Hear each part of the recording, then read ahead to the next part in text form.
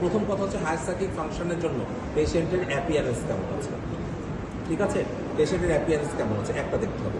পেশেন্টের time, place, person, orientation আছে কিনা, পেশেন্টের স্পিচ কেমন, পেশেন্টের মেমোরি কেমন, এবং এর সাথে অবশ্যই পেশেন্টের জিসিএসটা ওর সাথে অ্যাসোসিয়েটেড দেখে নিতে হবে।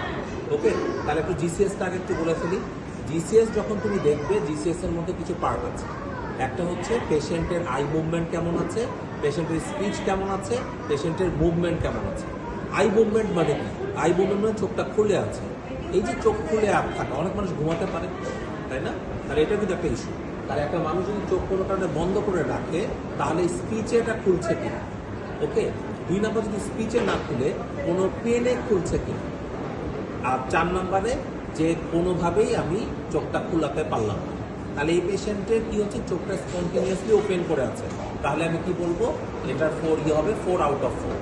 যদি চোখটা বন্ধ করে রাখতো কোনো কারণে, আমি এটা স্পিচে খোলা রাখবো, ওকে, তাহলে এটা জিসিএস 3 আউট অফ 4। যদি পেন দিয়ে চোখটা খোলার প্রয়োজনীয়তা হতো, তাহলে জিসিএস আই ওপেনিংয়ের জন্য 2 আউট অফ 4। যদি চোখটা তুমি কোনোভাবেই খুলতে না পারলা, মানে on spontaneous, on command, on pain sensation, কোনোভাবেই চোখের কোনো অ্যাপ্রিসিয়েট করতে পারলাম না, আই ওপেনিং পেলাম না, তাহলে GCS 1/4 in I opening parameter. এবার 2 নম্বর ভার্বাল রেসপন্স। ভার্বাল রেসপন্স মানে কি? বাবা আপনার নাম কি? দেখো, স্পন্টিনিয়াসলি কথা বলছে। যখন একটা মানুষ স্পন্টিনিয়াসলি কথা বলবে, ঠিক আছে, স্পন্টিনিয়াসলি কথা বলবে, তখন তুমি এটা 5 আউট অফ 5। যখন স্পন্টিনিয়াসলি কথা বলবে না, রুগী ঠিক কথাই বলবে কিন্তু একটা কনফিউশন থাকবে। সকালে কি দিয়ে ভাত খেয়েছে? হ্যাঁ, সরি, মুরগির গোস্ত। কি দিয়ে মুরগির গোস্ত খেয়েছেন? ভাত দিয়ে। তাহলে এখন স্পন্টিনিয়াসলি বাইরে বলতে পারে যে আমি সকালবেলায় মুরগির গোস্ত দিয়ে ভাত খেয়েছি। একদম স্পন্টিনিয়াসলি কথাটা বলবো, কোনো রকম কনফিউশন নাই। এখন না যে সকালে খেয়েছি, ভাত খেয়েছি, that is some degree of confusion, মানে চিন্তা ভাবনা করে বলছে। If there is some degree of confusion, এটা 4 আউট অফ 5 স্পিচের জন্য। ওকে, এখন দেখলা যে উনি কথা বলছে, স্পিচ আছে, কিন্তু স্পিচের মধ্যে কোনো কন্টেন্ট নাই। তুমি একটা প্রশ্ন করছো, সে বলছে আরেকটা কথা বলছে, দুটার মধ্যে কোনো কোরিলেশন নাই। ওকে, মানে দেখা যাচ্ছে স্পিচ আছে কিন্তু স্পিচটা ইনকরেক্ট, মানে অসংলগ্ন কথাবার্তা। দেখা যায় তুমি তাকে বলছো সকালে কি ভাত খেয়েছো, সে বলছে কি যে আমি বাসায় গেছিলাম, ওখানে বসে টিভি দেখি। মানে এটার সাথে তোমার কথার কোনো, ওর অ্যান্সারের সাথে তোমার প্রশ্নের কোনো সামঞ্জস্যতা নাই। তাহলে এটা হচ্ছে 3 আউট অফ 5। যদি দেখলা যে না, উনি কথা বলছে, এখানে কোনো মেক সেন্স তো করছেই না, ইভেন এটা ইনকম্প্রিহেন্সিবল, যে কন্টেন্টটা বলছে সেই কন্টেন্টের স্পিচের কন্টেন্টই না, সেটা সাউন্ড করছে, সে দেখা যাচ্ছে তাহলে এটা কি মানে সাউন্ড বের হচ্ছে, বাট এটা ইনকম্প্রিহেন্সিবল, তাহলে 2 আউট অফ 5। আর যদি একদম মিউট থাকে তাহলে 1 আউট অফ 5। ওকে, তাহলে ফুল চমৎকার স্পিচ বলছে, তাহলে 5 আউট অফ 5। স্পিচ বলছে বাট কনফিউশন, এটা 4 আউট অফ 5। স্পিচ বলছে বাট ইনকহারেন্ট, এটার সাথে সামঞ্জস্যতা নাই, এটা 3 আউট অফ 5। ইনকম্প্রিহেন্সিবল সাউন্ড যদি বলে 2 আউট অফ 5।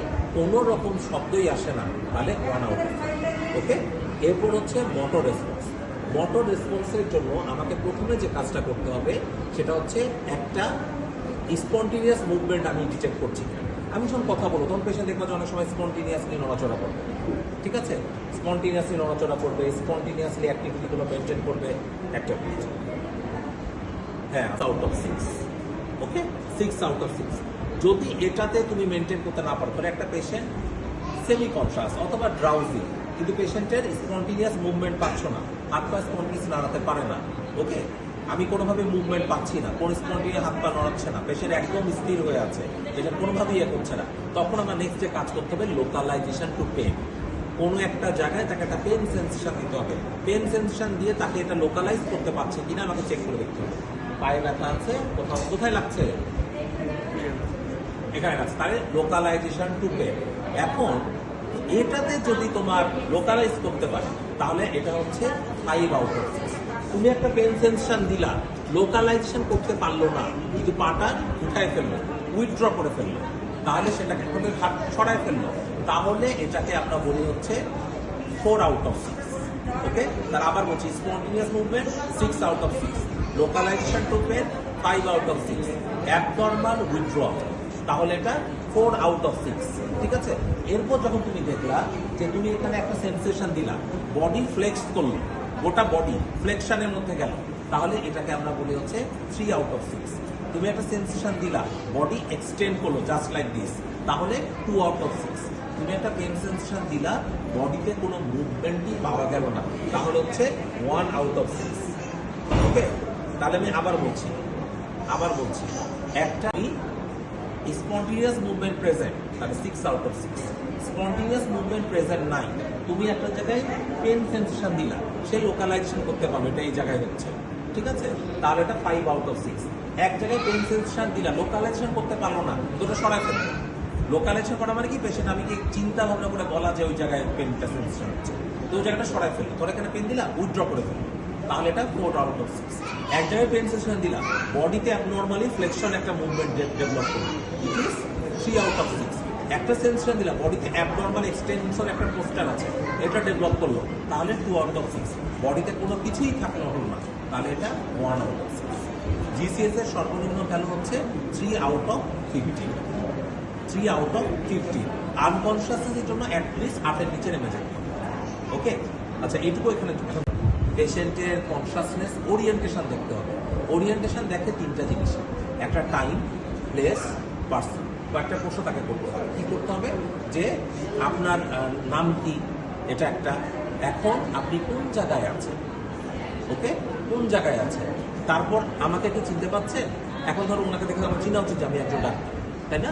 তারপর এটা দিন না রাত, টাইমটা মানে ওনার এখানে আইডেন্টিফাই করা উচিত, is in hospital, this is morning and I am a doctor, you are all are students.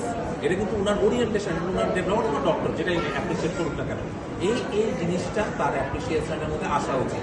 যদি না আসে, time, place, person, orientation is important বলে চিন্তা করে ফেলতে হবে। ওকে, তাহলে প্রথম কথা হচ্ছে পেশেন্টের টাইম, প্লেস, পার্সন, এই ওরিয়েন্টেশন ঠিক আছে কিনা। ওকে, এরপরে পেশেন্টের স্পিচ, তাকে একটা কথা বলতে হবে, তার স্পিচটা কেমন আছে, স্পিচে কোনো অ্যাবনর্মালিটি আছে কিনা।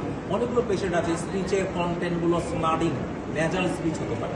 অনেক পেশেন্টের স্পিচটা অনেক শক্ত, স্পাস্টিক স্পিচ হতে পারে, তার এই স্পিচের কন্টেন্টগুলোতে কী অবস্থা হতে পারে। পেশেন্টকে মেমোরি চেক করতে হবে। মেমোরি চেক করার কীভাবে চেক করবা, দুইটা চেক করতে পারো। তাকে একটা রিসেন্ট মেমোরি চেক করতে হবে, একটা পাস্ট মেমোরি চেক করতে হবে। কীভাবে মেমোরি চেক করবা, ধরো তাকে তুমি নাম জিজ্ঞাসা করো, নাম জিজ্ঞাসা করার পরে তাকে বললা যে আপনি 5, 6, 7 এই কথাগুলো মনে রাখেন, ঠিক আছে। এই 3টা যে আমি অক্ষর বললাম, মানে 3টা যে শব্দ বললাম, এটা মনে রাখেন। মনে রেখে তাকে আমি জিজ্ঞাসা করলাম যে তার টাইম ওরিয়েন্টেশন কেমন, পার্সন ওরিয়েন্টেশন কেমন, প্লেস ওরিয়েন্টেশন কেমন, তার স্পিচ কেমন। তার দিয়ে তাকে কমন একটা প্রশ্ন করা যেতে পারে। কি প্রশ্ন করা যেতে পারে, আপনার বিয়ে কবে হয়েছে, ঠিক আছে, বা আপনার জন্ম কবে হয়েছে, এরকম একটা প্রশ্ন, যেটা রিসেন্ট মোটামুটি, মানে তার একটা পাস মেমোরি থেকে 1-2টা প্রশ্ন, যেটা তাদের মনে থাকা উচিত, এরকম দিয়ে একটা প্রশ্ন মানে করতে হবে। এটা করার পরে আমি যে আপনাকে 3টা শব্দ বলেছিলাম, শব্দগুলো একটু বলেন তো আবার, ঠিক আছে। তাহলে আমি তার রিসেন্ট মেমোরি চেক করলাম, তার পাস মেমোরি চেক করলাম, তার স্পিচ চেক করলাম, তার ডিসিএস চেক করলাম। এই কয়টা তোমাদের জন্য ম্যান্ডেটরি। এটা কিন্তু অনেক বড়, মানে এই যে higher psychic function is a big thing, but এই কয়টা জিনিস তোমাদেরকে মনে রাখতে হবে। তাহলে আবার বলছি, পেশেন্টের অ্যাপিয়ারেন্স, পেশেন্টের বিহেভিয়ার, এরপরে অবশ্যই তার হচ্ছে তুমি যেটা মানে করার চেষ্টা করবো সেটা টাইম, প্লেস, পার্সন, ওরিয়েন্টেশন, মেমোরির মধ্যে রিসেন্ট মেমোরি, মেমোরির মধ্যে পাস্ট মেমোরি, পেশেন্টের স্পিচ, এই কয়টা ম্যান্ডেটরি, ইনক্লুডিং জিসিএস। জিসিএস তখন জরুরি, এটা তো তুমি এই যে কাজটা করছো, এই কাজ করতে করতে জিসিএস দেখে ফেলা যায় না একটু।